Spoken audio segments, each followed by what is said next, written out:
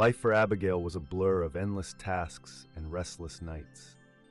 As a single mom raising her 8-year-old daughter Emily in the quiet Midwest town of Ashfield, she didn't have the luxury of stopping to think about life's bigger questions.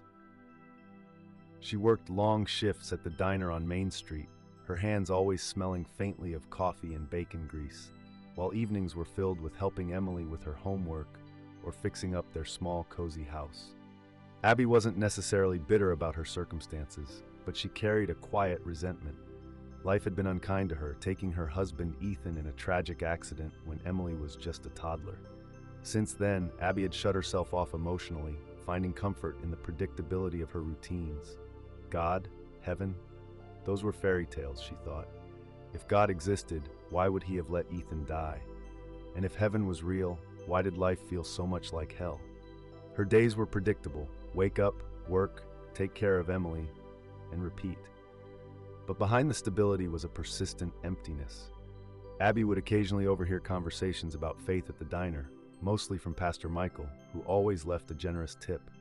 "Abby, you should come by the church sometime," he'd say kindly. She'd flash a polite smile but dismiss the idea before it could take root. Church was for people with time on their hands or a crutch to lean on. She had neither, and yet beneath her skepticism lay an unspoken longing for answers. On particularly sleepless nights, Abby would stare at the ceiling, wondering if Ethan could somehow see her and Emily. She'd quickly dismiss the thought as foolishness, but the yearning never fully went away.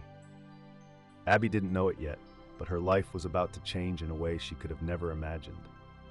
She would soon face a moment of unspeakable fear and awe, an experience that would shatter her carefully constructed disbelief and open her eyes to a reality she never thought possible. It would begin with a brief, terrifying moment of darkness, and then the light. Before we dive deeper into Abby's extraordinary story, let me ask you this. Have you ever wondered what happens after we die? Let us know where you're watching from in the comments below. And don't forget to like this video and subscribe to our channel for more inspiring stories of faith and transformation. Hello, my name is Abigail, or Abby, as all my friends call me. I don't remember much about the moment the accident happened. It was just another busy day, rushing to pick up Emily from school. I was running late and trying to make up for lost time. The roads were slick from the rain, and before I knew it, I saw headlights coming straight at me. There was this deafening crash, then silence. The next thing I knew, I wasn't in my car anymore. At first, I thought I must have been dreaming. I was surrounded by this overwhelming stillness, but it wasn't like any silence I'd ever known.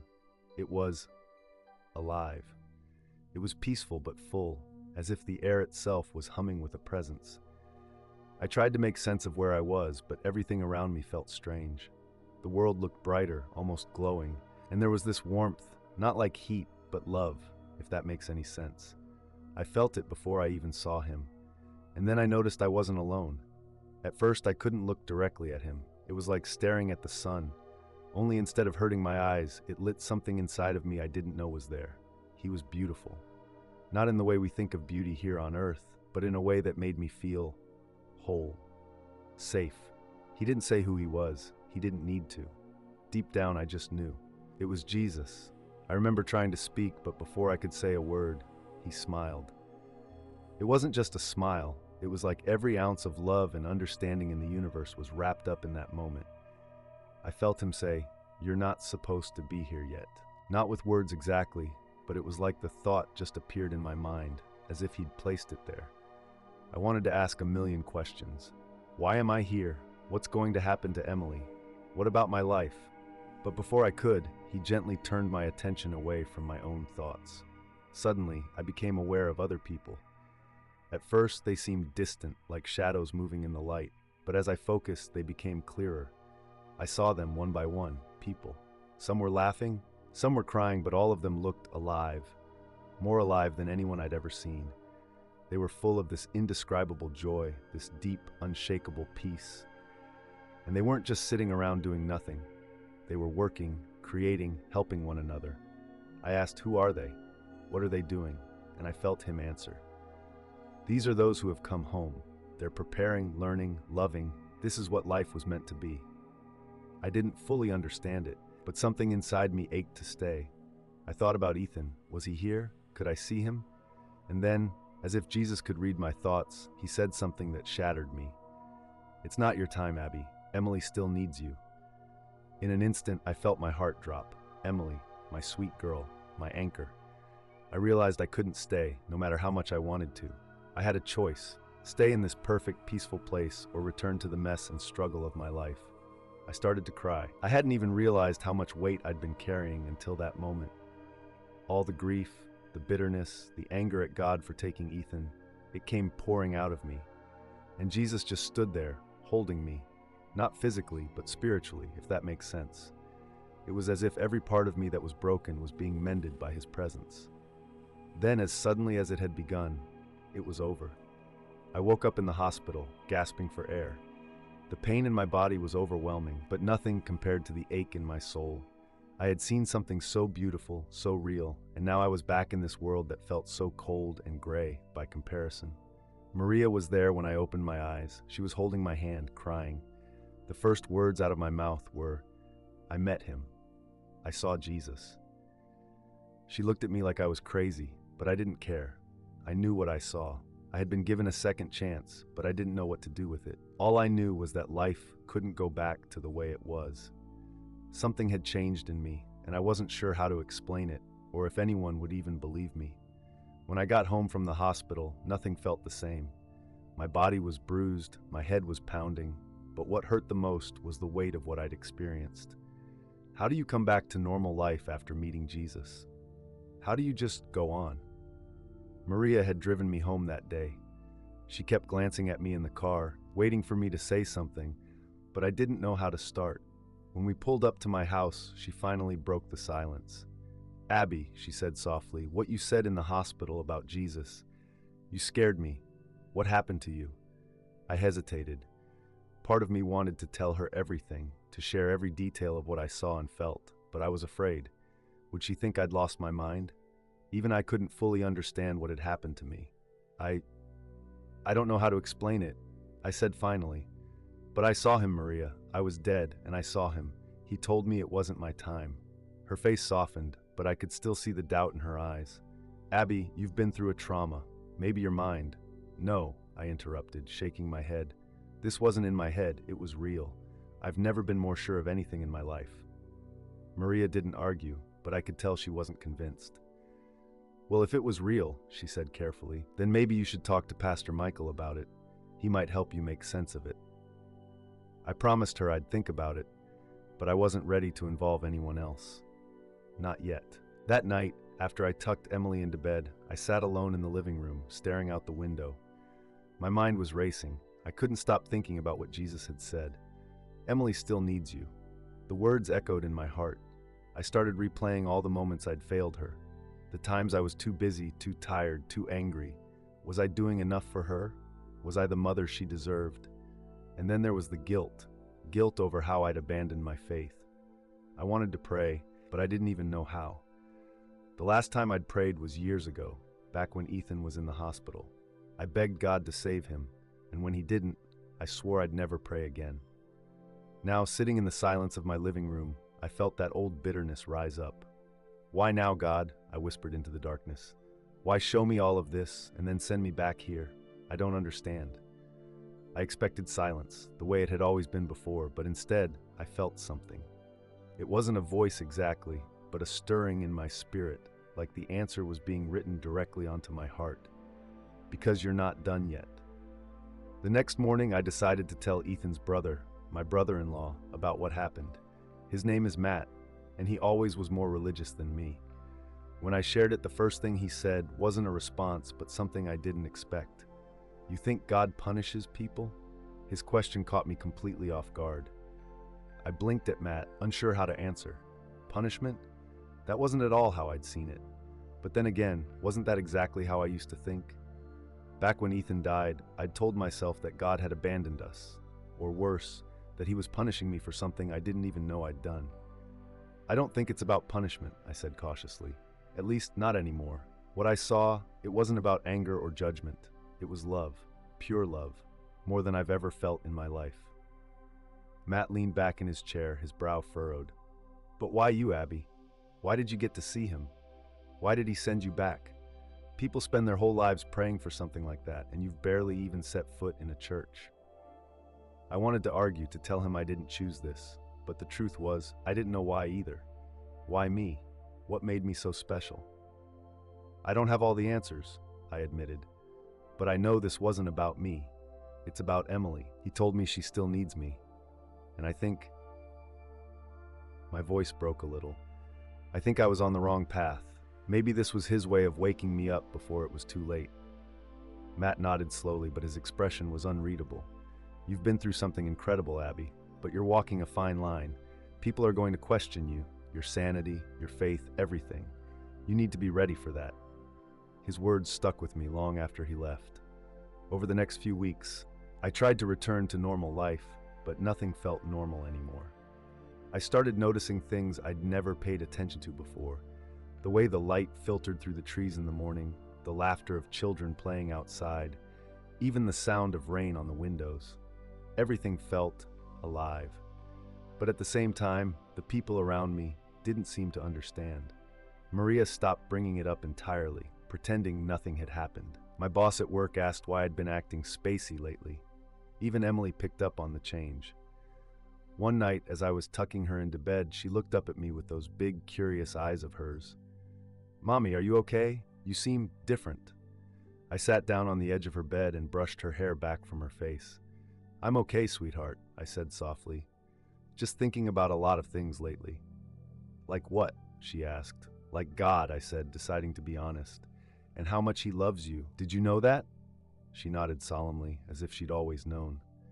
"Mrs. Taylor says that in Sunday school." I felt a pang of guilt.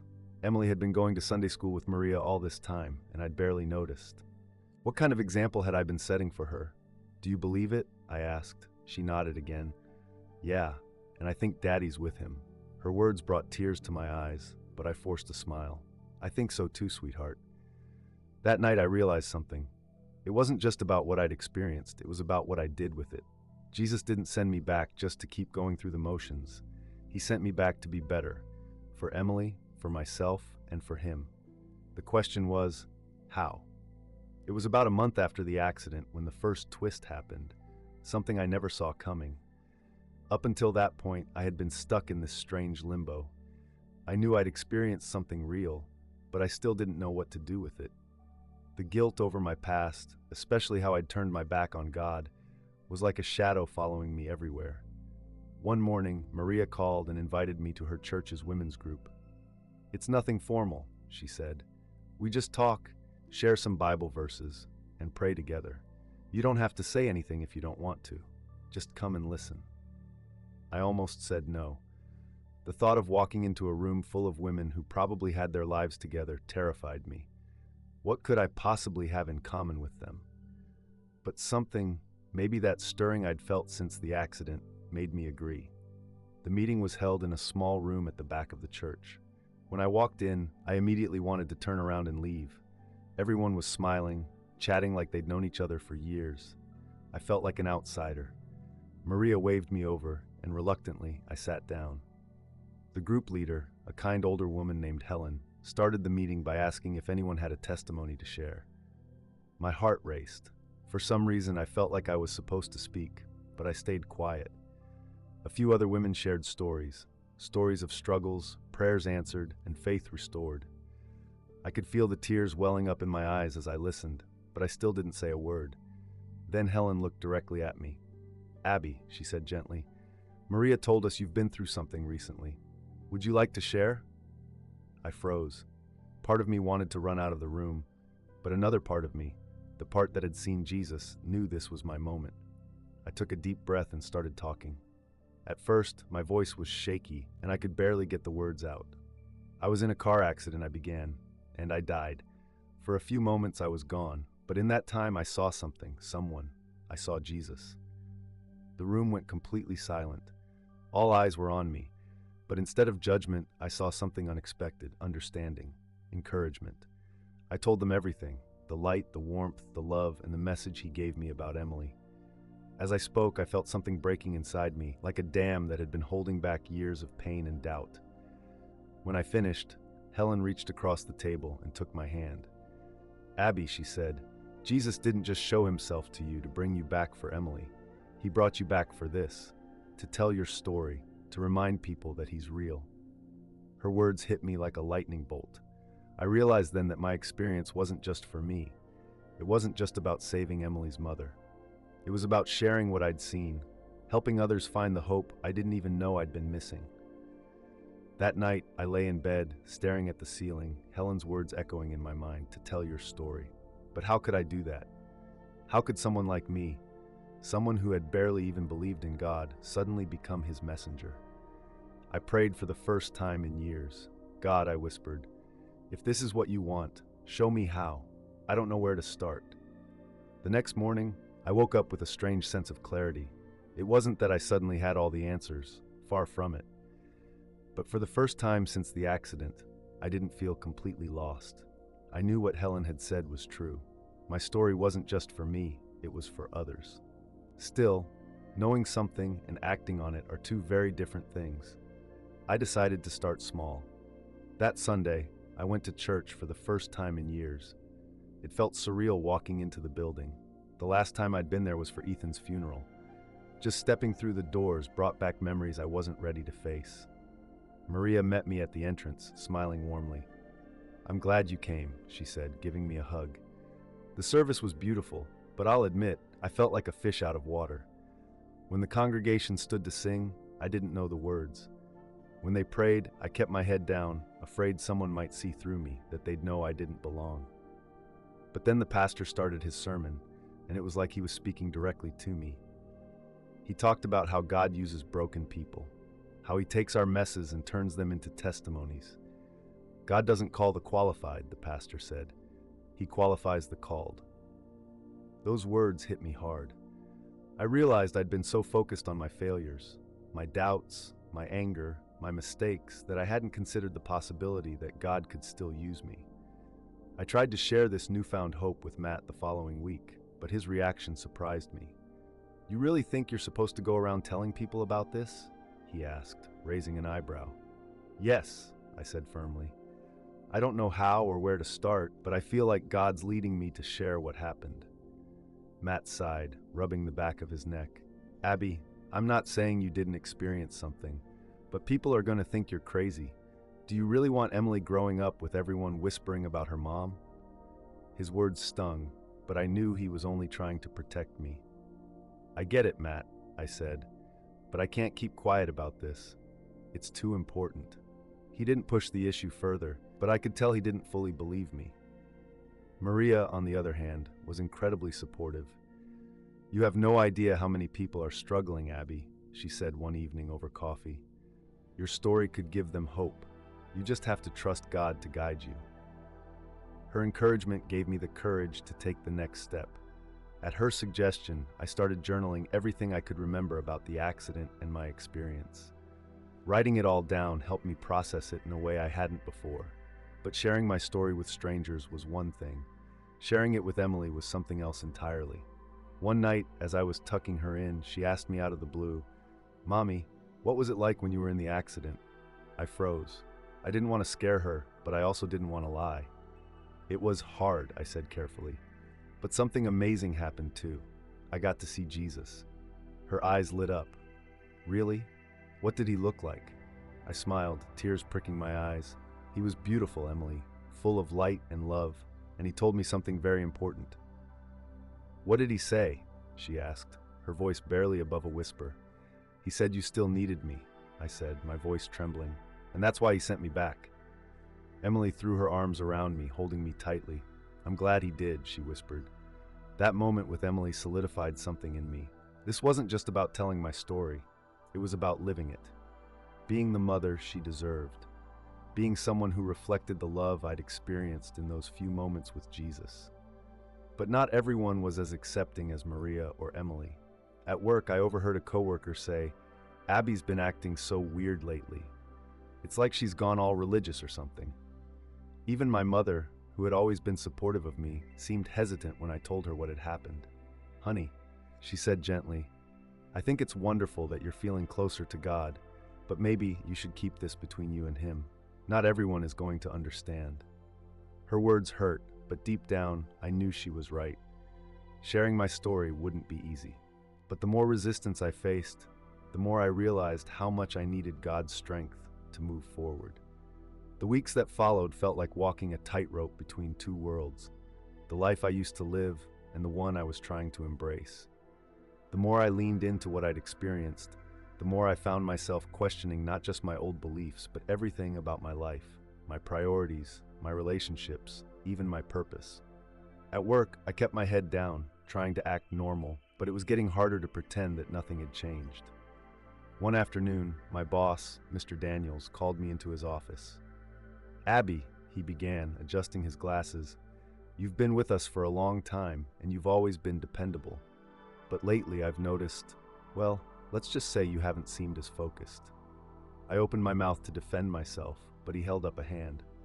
"I'm not trying to criticize. I just want to make sure everything's okay. If there's something going on in your personal life, maybe you should take some time to deal with it." His words felt like a slap in the face. I wanted to shout, "I died and saw Jesus, and now I'm trying to figure out how to live." But instead I nodded and said, "Thank you, Mr. Daniels. I'll think about it." Walking out of his office, I realized he was right. I wasn't focused, but not because I didn't care about my job. It was because, deep down, I knew this wasn't where I was meant to be anymore. At the same time, things at home were becoming more complicated. Emily started asking more questions I wasn't always prepared to answer. One night, as we were having dinner, she looked up at me and said, "Mommy, does Jesus talk to you now?" The question caught me off guard.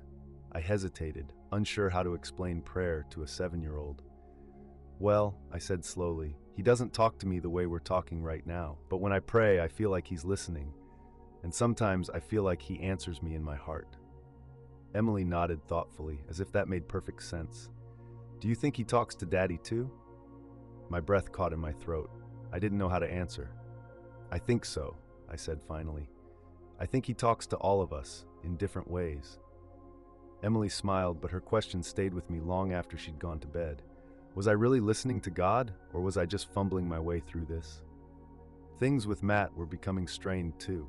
He started avoiding conversations about the accident and what I'd seen, brushing it off whenever I tried to bring it up. "Matt," I said one evening after Emily had gone to bed, "we need to talk." He sighed, already looking exhausted. "About what?" "About what's happening," I said. "About how everything's changed." "Abby," he said, rubbing his temples, "I'm trying to be supportive, but I don't know what you want from me. You're talking about Jesus and visions and miracles, and I don't know how to deal with that." I felt tears welling up, but I refused to let them fall. "I don't need you to understand everything," I said quietly, "but I need you to believe me. I need you to trust that what I saw was real." Matt shook his head, his expression a mix of frustration and sadness. "I'm trying, Abby, but this is a lot. You have to give me time." I nodded, but his words felt like a wall between us, a wall I didn't know how to tear down. As if all of that wasn't enough, Maria suggested something that both intrigued and terrified me: sharing my story at her church. "They're having a testimony night next month," she said. "You don't have to decide right away, but I think it would be a good opportunity." The idea of standing up in front of a room full of strangers and talking about my experience made my stomach churn. What if they didn't believe me? What if they thought I was crazy? But at the same time, I couldn't shake the feeling that this was exactly what I was supposed to do. That night I prayed again, asking God for guidance. "If this is what you want, show me how to do it," I whispered. The answer didn't come right away, but I felt a sense of peace settle over me, a peace I couldn't explain. As the days passed, the internal struggle I'd been ignoring became harder to hide. I knew that the story I had to tell could change everything for me, change my relationships, my job, my entire life, but I wasn't ready to face the full impact of that change. The closer I came to sharing my experience with others, the more the fear seemed to grow. Matt's resistance was weighing heavily on me. Every time we spoke about the accident, his discomfort was palpable.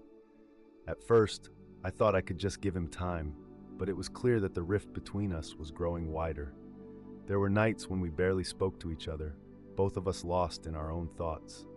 I felt like a stranger in my own marriage.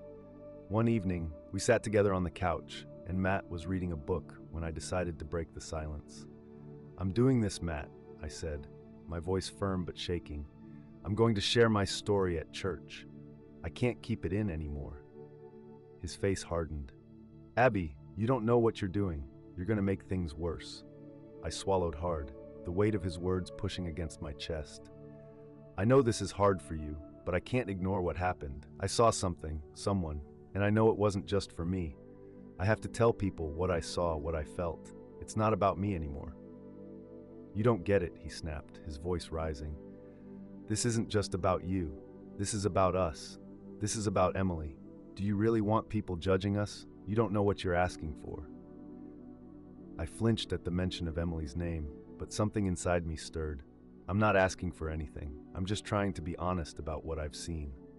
Matt stood up abruptly, pacing the room. "I don't know if I can do this, Abby. I don't know if I can just watch you throw our lives away over this vision of yours."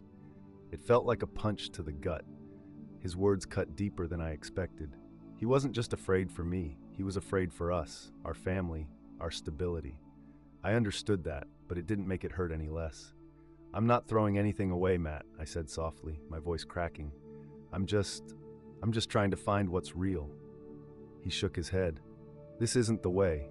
You're asking for something that's going to tear us apart. And I don't know how much longer I can pretend that this isn't crazy." Tears blurred my vision, but I refused to let them fall. "I'm not crazy. I'm telling the truth. I don't expect you to understand, but I can't live in this lie anymore." With that, Matt left the room, and I was left alone with the weight of what was happening. It felt like my entire life was unraveling before my eyes. Every decision I made seemed to drive a wedge deeper between us. My faith, my story, it was pushing everyone I loved away. The next few days were a blur of emotional highs and lows. At work, I struggled to focus, but I couldn't get the thought of sharing my testimony out of my head. I knew I had to do it, but the fear that kept gnawing at me was the judgment. What if people didn't believe me? What if I made a fool of myself? I couldn't shake that feeling when I saw Maria again. She could see it in my face. "You're still not sure, are you?" she asked, her voice soft but knowing. "I'm terrified," I admitted, the words finally spilling out. "What if people think I'm lying? What if they look at me like I'm crazy?" Maria put a comforting hand on my shoulder. "Abby, it's not about them. It's about you being true to what you've seen and experienced. Trust me, people need to hear your story. God brought you through all of this for a reason, and if you hold back now, it'll only hurt more in the long run." I wanted to believe her, but the doubt was overwhelming. What if she was wrong? What if this wasn't really what God wanted from me? Then there was Emily. I kept asking myself if this was the right thing for her. Was it fair to involve her in all of this? Should I be putting her through this emotional roller coaster when she was just a little girl who had already suffered so much? One night, as I tucked her in, she looked up at me with those wide, trusting eyes. "Mommy," she said, "are you okay?" I kissed her forehead, brushing away the hair from her face. "I'm fine, sweetie," I whispered. But I wasn't fine. I wasn't sure about anything. "Are you going to tell the church about Jesus?" she asked innocently. I froze, unsure how to answer. "Yes, I think I'm going to," I said softly. Emily smiled. "I'm glad. You always say God helps people. Maybe He's going to help you." Those words hit me like a lifeline in a storm. Emily believed in me.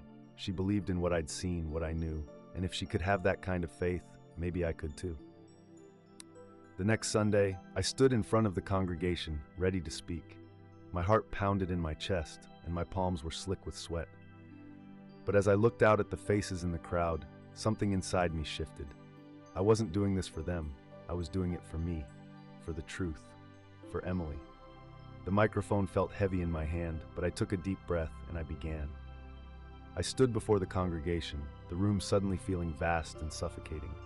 My heart was beating so loudly, I wondered if everyone could hear it.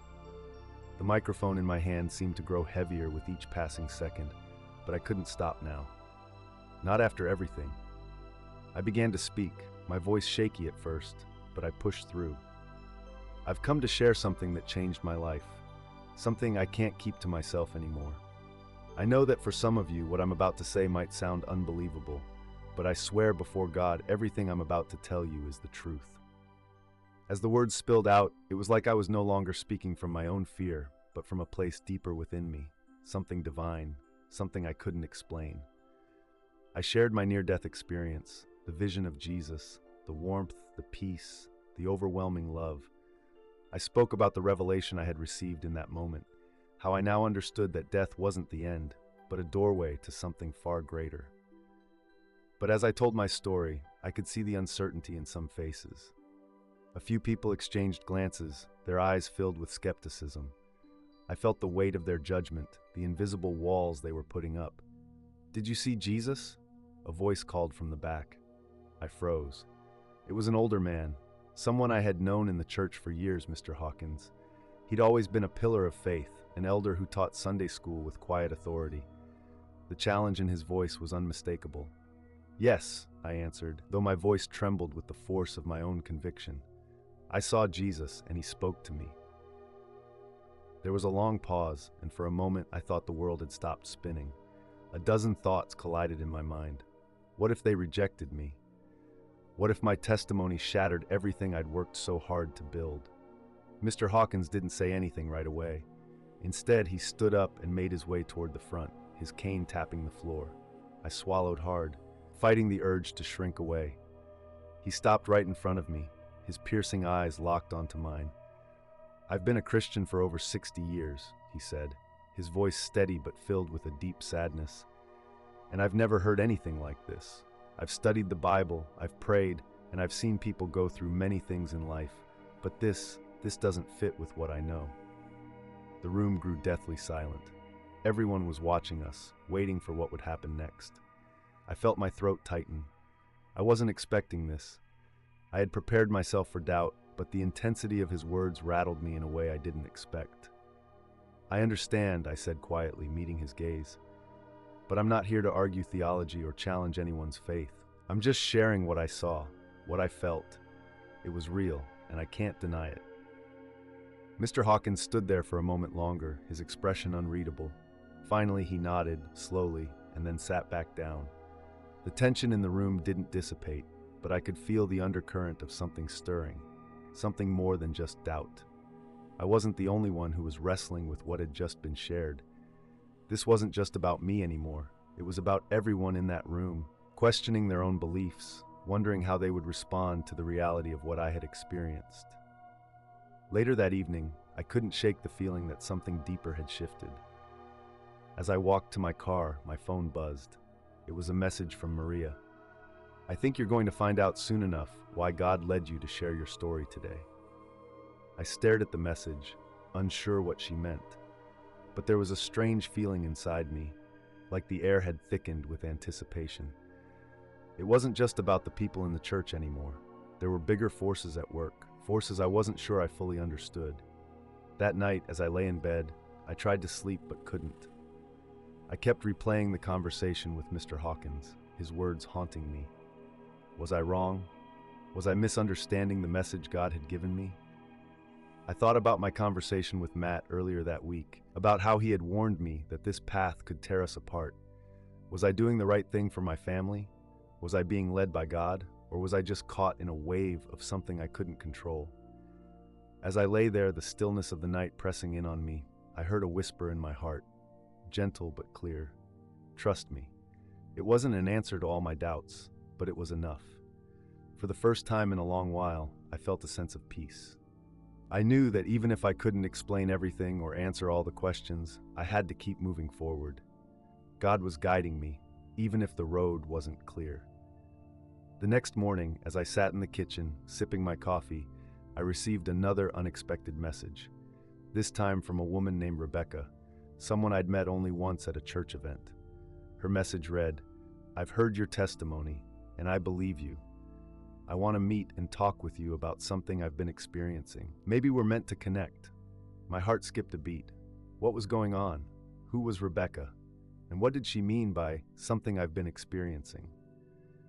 The message sent a ripple of curiosity through me, a new element of intrigue that I hadn't anticipated. The days that followed my testimony were a whirlwind of emotions and unexpected encounters. It was clear to me now that my story wasn't just stirring the people at church. It was beginning to ripple out in ways I couldn't have anticipated. Some people were reaching out in support, while others seemed to draw away, unsure of what to make of me. But something deeper was happening, something I couldn't ignore. One afternoon, as I sat at my kitchen table sorting through a pile of emails, I saw another message from Rebecca. This time, she was more direct. "I need to meet with you.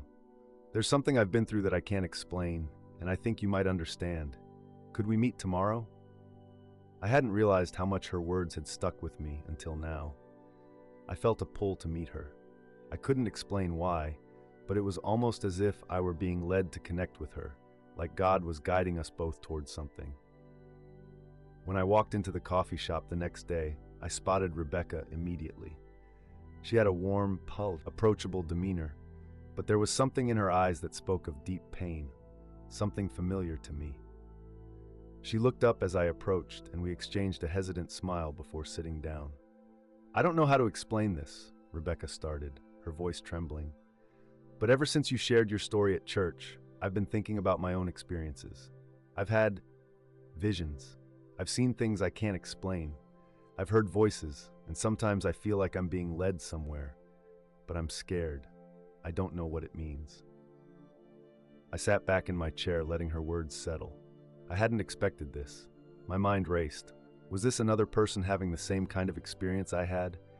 Could there be others out there who were feeling this same pull, this same awakening? "I get it," I said softly, my own emotions rising to the surface. "I've been through something very similar. I saw Jesus, and I heard him speak to me. It was like nothing I could have imagined. But I've struggled with fear, with doubt. I've questioned everything." Rebecca nodded. "I don't know if I'm supposed to share these visions. Sometimes it feels like I'm just hearing things, you know? But then I hear your story, and it makes me think maybe I'm not crazy. Maybe this is real." As I listened to her, I realized something profound. My experience wasn't just my own. It was part of a bigger story that was unfolding, and I wasn't alone. God was working in ways I hadn't anticipated.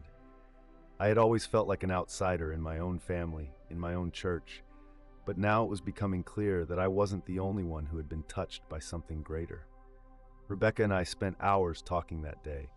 She shared more about the visions she'd had, strange, vivid images that would come to her when she was alone, moments of clarity in the midst of confusion.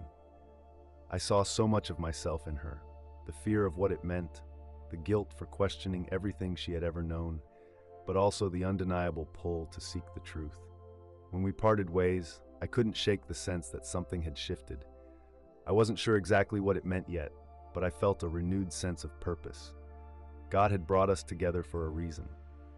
Later that week, I met with Maria again. She had been a constant source of encouragement and wisdom throughout this journey, and I was eager to talk to her about everything that had been unfolding. "You're not the only one, Abby," Maria said as we sat in her living room. "I've been hearing stories. More people are having experiences like yours, visions, dreams, encounters with Jesus. It's like something is happening. God is waking people up in a way we've never seen before." Her words sent a shiver down my spine. Was this revival? Was God moving in the hearts of people, calling them to see him in new ways? I had no answers, but the more I listened to Maria, the more I felt like something monumental was taking place, something that was far beyond my own personal story. "I think we're all being prepared for something," Maria continued, her voice serious now. "Maybe it's a new awakening, a call to action. These visions, these experiences, they're not just for us to keep. We have to share them. There's more to it than just us. People are ready for the truth." The words "people are ready for the truth" hung in the air, echoing in my mind. Could this be the start of something bigger than I could comprehend? Could God be using my testimony to bring others to a place of awakening, a place of salvation? But even as new connections were forming, the tension at home with Matt was growing. Every time I mentioned my experiences, he seemed more distant. It wasn't just his doubts anymore. It was fear, anger, frustration. He couldn't understand why I was so determined to share my testimony, why I was risking everything for something that seemed so uncertain. One evening, after a particularly tense argument, Matt said something that cut deeper than anything else. "You're changing, Abby, and I don't know who you are anymore." I felt a wave of hurt wash over me, but deep down I knew this wasn't just about me. It was about all of us. It was about faith, about our family's future, and about whether or not we would be able to walk through this together. My journey wasn't just my own anymore. I was connected to Rebecca, to Maria, to a growing number of people who were awakening to a deeper truth, a truth that was undeniable and transformative. Yet the more I moved forward, the more I realized that this journey wasn't just about me finding peace. It was about breaking down barriers, confronting doubts, and sharing the light I had found, no matter the cost. It was a quiet Saturday afternoon when the weight of everything truly hit me. I had just finished a conversation with Maria, where we discussed how we could begin to share what was happening more openly, how we could reach out to people who were still stuck in their own doubts and struggles. The excitement of the possibilities ahead was palpable. But as I was heading home, I could feel something was wrong. When I opened the door to our house, the silence felt heavy. Matt was sitting on the couch, his face drawn, the usual warmth in his eyes replaced by something darker, more distant. I could sense it instantly. This wasn't just a typical disagreement. Something had shifted between us. "Abby, we need to talk," Matt said without looking up. I hesitated. My heart sank as I walked toward him, unsure of what I was about to face. We had argued before about my faith, about my changing beliefs, but this was different. There was an urgency in his voice, something that told me this conversation would change everything. "I've been thinking about all of this," Matt continued, finally meeting my gaze, "about the visions, the experiences you've had, about how you're so determined to share your story with everyone. And I'm scared, Abby. I'm scared of losing you. I'm scared that you're drifting away from us, from what we've built." The pain in his voice pierced through me, but I couldn't deny the truth of his words. I had been changing, and not just in small ways. My whole worldview was being transformed. It wasn't just my relationship with God that was shifting. It was my relationship with him, with our family, with everything I thought I knew. And I knew deep down that Matt was feeling that change too, but he couldn't understand it the way I had come to. "I'm not leaving you, Matt," I said, my voice steady but filled with emotion. "I'm not abandoning you or our family. But this journey, this experience, it's part of who I am now. I have to follow it. I have to trust what God is showing me, even if it means going down a path that's hard to understand." Matt stood up suddenly, his voice rising in frustration. "But you're asking me to change too, Abby. You're asking me to believe something I can't wrap my head around. I don't know what this new version of you is, but I don't know if I can follow it. I don't know if I can be a part of this." The words hit me like a punch in the stomach. For a moment, I couldn't breathe. I had been so focused on my own journey that I hadn't considered just how much Matt was being left behind. I had never imagined that the changes I was going through would threaten the very foundation of our marriage. But I could see it now. Matt was struggling with his own crisis of faith, and he didn't know how to navigate it. "I never asked you to believe what I believe," I said quietly, the tears threatening to spill. "But I do need you to see me, to understand that this is something I can't ignore. I have to follow this calling, even if it's hard. And I need you, Matt. I need your support, even if you don't understand everything." There was a long silence between us, one that stretched uncomfortably until Matt finally spoke, his voice softer but filled with resignation. "I don't know if I can support this, Abby," he said, his eyes welling with emotion. "I don't know if I can support you anymore." His words shattered me. The man I had once shared everything with, the person who had stood by me through thick and thin, was now so far away. I didn't know how to fix it. My heart ached, but I also knew that my spiritual journey couldn't be paused for the sake of our relationship. It wasn't that I didn't love him. I did, more than he could ever know. But I was being drawn into something that felt far beyond anything I had ever known, and I couldn't let that go. That night, I lay awake, staring at the ceiling, trying to make sense of everything that had just happened. My mind was racing, and my heart was torn in two. I had reached a crossroads. The choice before me felt impossible. Do I continue pursuing this path that God had placed before me, even if it meant risking my marriage, my family, and everything I thought I knew? Or do I retreat, stay silent, and try to preserve the life I had before, burying the truth that was slowly consuming me? But deep down, I knew the answer. God had led me here for a reason. I had to move forward, even if it meant facing the pain and uncertainty that came with it. The world around me was shifting, and I couldn't stay in the same place. But the cost of this journey was becoming clearer with every passing moment. The next day, I went to church, but everything felt different. The energy in the room was still there, but it felt distant, like I was standing on the outside of it, watching from afar. I looked around at the familiar faces, the people who had known me my whole life, and I realized just how isolated I had become. It wasn't just Matt anymore. I was starting to feel the weight of rejection from the very community I had once called home. As the days passed, I began to notice the shift in myself. The more I shared my testimony, the more I realized that I wasn't just speaking for myself anymore. I was speaking for others, people like Rebecca, like Maria, who were experiencing the same pull, the same calling. But I was also speaking to a world that wasn't ready to hear it. I was walking a path that seemed increasingly lonely, and yet, in my heart, I knew I was doing what I had to do. The choice I was facing had never been more real. I had to decide whether I would remain the person I had been or embrace the new truth God was showing me, no matter the cost. The days after my conversation with Matt were filled with a growing sense of heaviness. I couldn't shake the feeling that something was unraveling. Not just in my marriage, but in my entire life. I was standing on the edge of a cliff, and I wasn't sure whether I was going to fly or fall. The tension between us hung thick in the air. Every time we spoke, I could feel the distance growing wider. Matt wasn't angry anymore, but there was an undeniable coldness in his demeanor. He'd retreat to his study when I came home from work, and when we did talk, it was about mundane, surface-level things. The deeper connection we'd shared for years felt strained and fragile. It was as if the more I embraced my journey with God, the more I was pushing him away, whether I meant to or not. I tried to reach out to him, tried to explain what was happening, but every attempt seemed to be met with a wall of resistance. "I don't understand what you're going through," he would say, "and I don't know if I can." It was like I was losing him piece by piece, and every word I spoke only pushed him further into silence. One night I sat in my bedroom, feeling utterly defeated. I had been praying, asking God for guidance, for peace, anything to help me understand what I should do.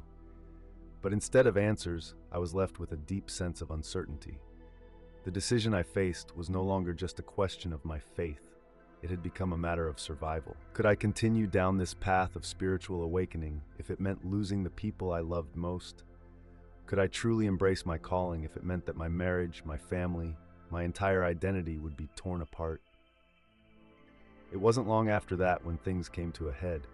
Matt came to me one evening, looking exhausted, his face drawn with the weight of his own thoughts. "Abby, I've been thinking," he began, his voice quiet but steady, "about everything, about your story, and about what I've been feeling or not feeling, and I need to tell you something." I felt my heart leap, unsure whether this was going to be another argument or a breakthrough. I braced myself.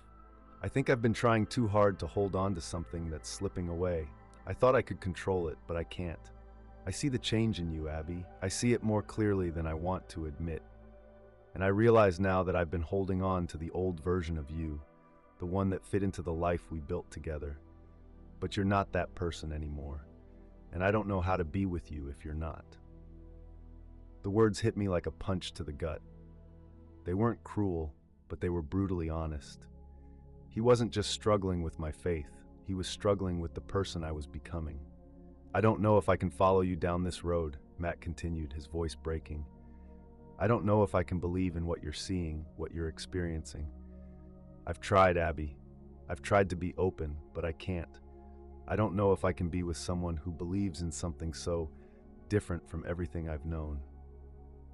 I could feel the sharp sting of his words, but at the same time, I felt the weight of the decision in my chest. I knew what was coming, and I didn't want it. but I couldn't deny it any longer. My spiritual journey wasn't something I could put on hold for anyone. It wasn't something I could turn off to make other people comfortable. It was my truth. And if I was going to live it fully, I had to choose it, even if it meant losing everything I had. "I'm not asking you to follow me, Matt," I said, my voice steady but filled with pain. "I'm asking you to understand that I can't deny what God has shown me, and I can't keep pretending that everything is okay when it's not. I love you, but this journey isn't just mine. It's something I have to walk, no matter where it leads."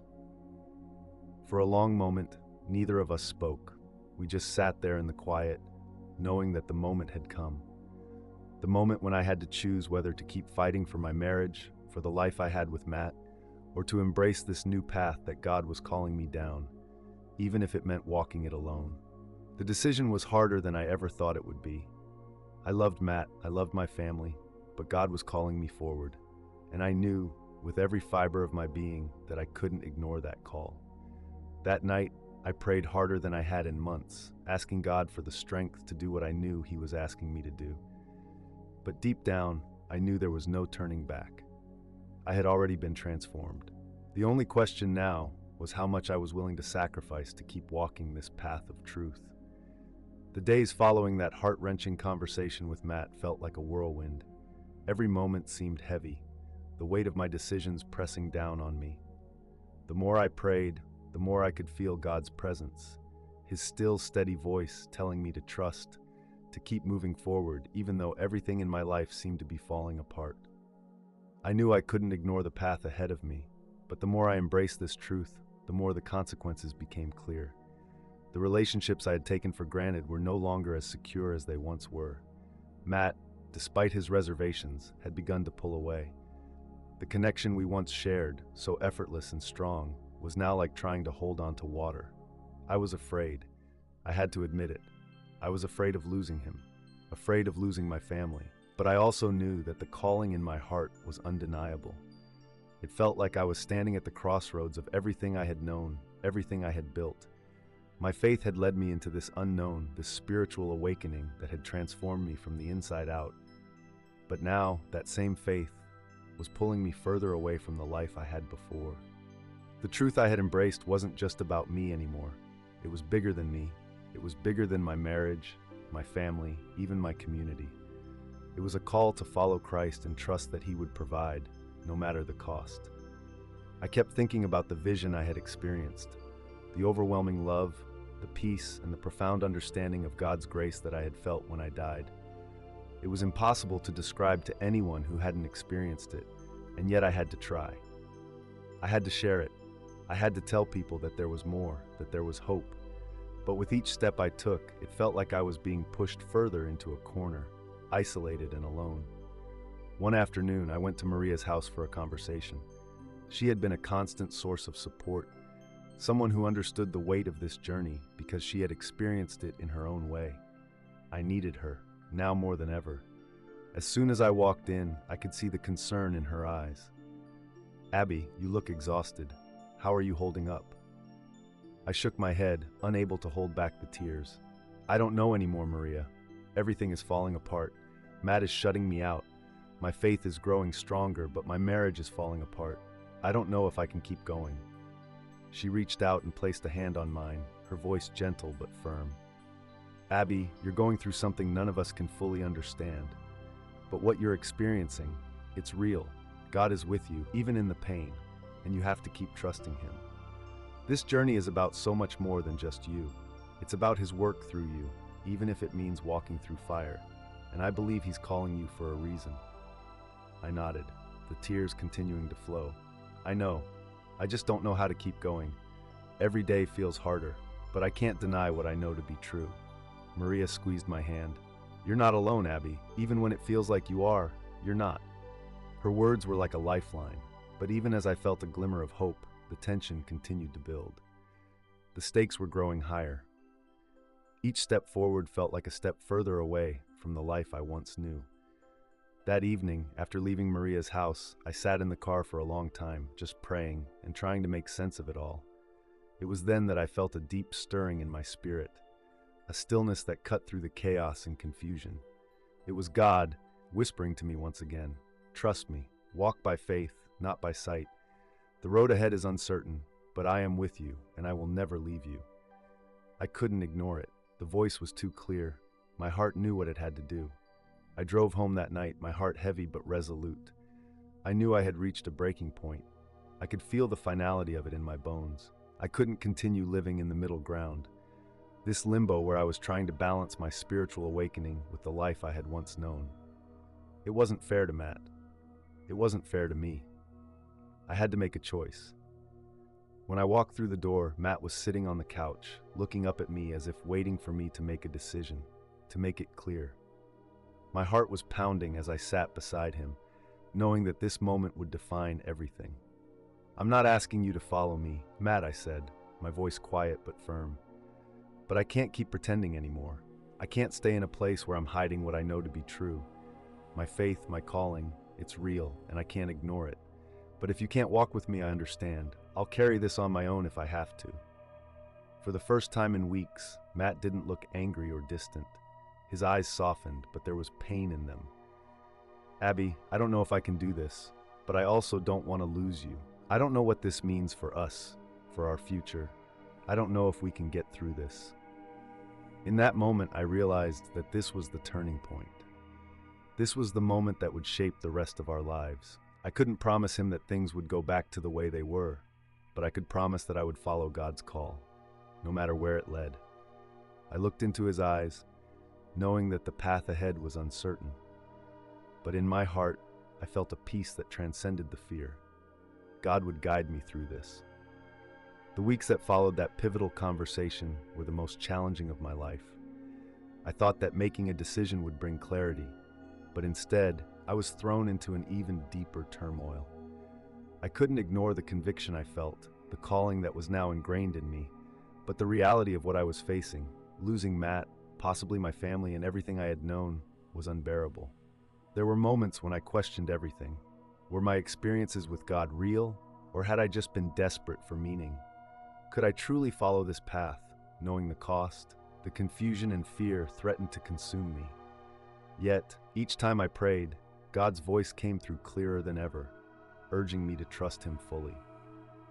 It was during one of these moments of prayer that I experienced something so profound, so life-changing, that I knew in my heart this was the point of no return. I had been sitting alone in my room, tears streaming down my face, my Bible open but my mind wandering. I wasn't sure what I was asking for, maybe peace, maybe a sign. And that's when it happened. I felt it first as a whisper in my spirit, a sensation of warmth, of love that surrounded me like a blanket. And then, in an instant, I was transported, not physically but in the deepest parts of my soul, to a place of indescribable beauty. I found myself standing in a vast field of light, the air filled with a peace that was beyond anything I had ever known. I could feel the presence of God, so close, so tangible that it was almost overwhelming. And there, standing before me, was Jesus. He looked at me with such love in his eyes, love that transcended any earthly emotion. It wasn't just affection, it was an all-consuming love that filled every corner of my being. I felt seen, heard, understood, everything I had been longing for in my entire life. "Abby," he said, his voice gentle yet powerful, "I have been with you every step of the way. Even when you felt lost, even when you didn't know what to do, I was there. And I have not brought you this far to leave you." Tears spilled from my eyes as I knelt before him. I wanted to speak, to ask questions, but all I could do was weep, overwhelmed by the presence of God. I knew in that moment that I had never truly been alone. Even when it seemed like my world was falling apart, he was there, guiding me, holding me close. He continued, "I have called you, not for your comfort, but for my purpose. Trust in my plan, even when it feels like everything is slipping away. You are not alone. I am with you." A surge of peace washed over me. The weight of the world felt lighter as his words settled deep within my heart. I realized that the path ahead, no matter how uncertain or painful, was part of something far greater than myself. And in that moment, I knew I had to keep moving forward, no matter the cost. When I returned to my own reality, the world around me felt different. I wasn't the same. I had encountered the living God. I had seen Jesus face to face in the deepest, most intimate way possible. I knew that I was called to walk this journey, even if it meant walking it alone. That evening, I sat down with Matt again, my heart full of peace and clarity. "Matt," I began, my voice trembling but steady, "I've had an experience with God that has changed me. I know it might sound crazy, but I can't deny it. I've seen His love, and I know He's calling me to something bigger than I could ever have imagined. I don't expect you to understand, but I need you to know that I'm not walking this journey for me alone. It's for us, for all of us." Matt looked at me, his expression unreadable. His eyes were tired, filled with a mixture of confusion, disbelief, and something else, something I couldn't quite place. "I don't know what to say, Abby. I want to believe you. I really do. But this is so different from everything I've known. I'm not sure I can keep up." The pain in his voice tore at me, but I knew that I couldn't turn back now. "I don't expect you to follow me, Matt. I don't even know where this journey will lead, but I can't walk away from what I've experienced. I can't deny the love I felt, the peace I've found. I have to keep moving forward. I can't go back." There was silence between us, heavy and thick, and for the first time in a long time, I felt at peace. I knew that whatever happened, I had made the right choice. My heart was set on following God, no matter what the cost. In that moment, I didn't know what the future held. I didn't know if Matt and I would find our way back to each other, or if our lives would continue to drift apart. But I did know one thing with certainty. I had found something worth everything. I had found the truth. And no matter where this journey led, I knew I would never be the same again. Looking back on everything, I still find it hard to believe how far I've come, how much has changed in such a short amount of time. There are still days when I feel the weight of everything I've lost, my old life, the certainty I once had, the relationships that seemed unshakable. But those losses have been transformed into something much deeper, much richer than I ever thought possible. What I've learned through this journey more than anything is that faith is not about certainty or comfort. It's about trust. It's about holding on to God's promises even when everything around you feels like it's falling apart. It's about believing in His love even when the world tells you that love doesn't exist. And it's about knowing that no matter what, He is always with you, guiding you, loving you.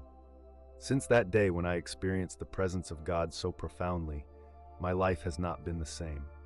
The fear, the confusion, and the uncertainty I once felt have been replaced with peace that surpasses understanding. I no longer need the approval of others to know who I am. I don't need to cling to the life I once knew because I've found something far more valuable, a relationship with the Creator of the universe, a love that will never fail, and a purpose far greater than my own desires. The challenges haven't stopped, far from it. My marriage with Matt is still in a fragile state. There are moments when I feel the gap between us growing wider, and it hurts. But I've learned to trust God with the outcome. If Matt is meant to walk with me on this journey, then God will bring him along in His perfect time. If not, I will continue to follow the path He has set before me, knowing that He is faithful, no matter the outcome.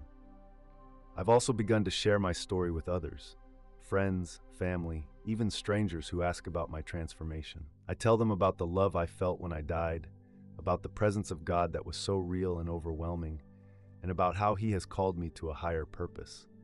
Sometimes I see their eyes fill with doubt, sometimes even fear, but other times I see a spark of hope. And in those moments, I know that I am exactly where I'm supposed to be. My faith journey is ongoing.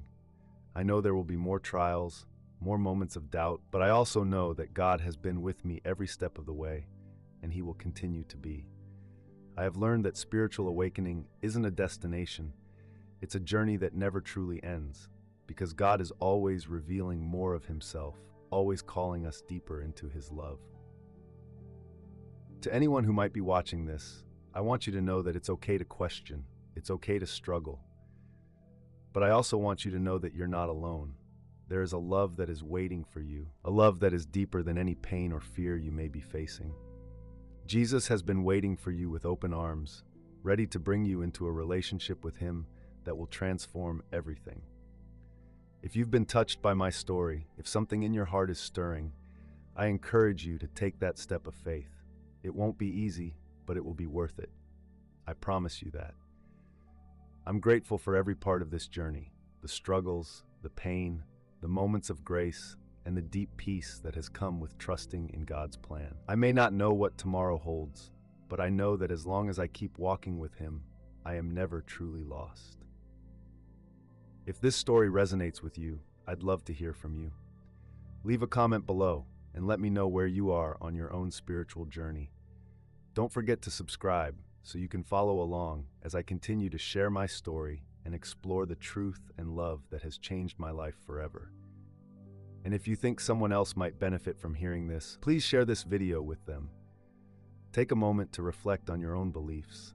And remember, no matter where you are or what you've been through, God's love is waiting for you.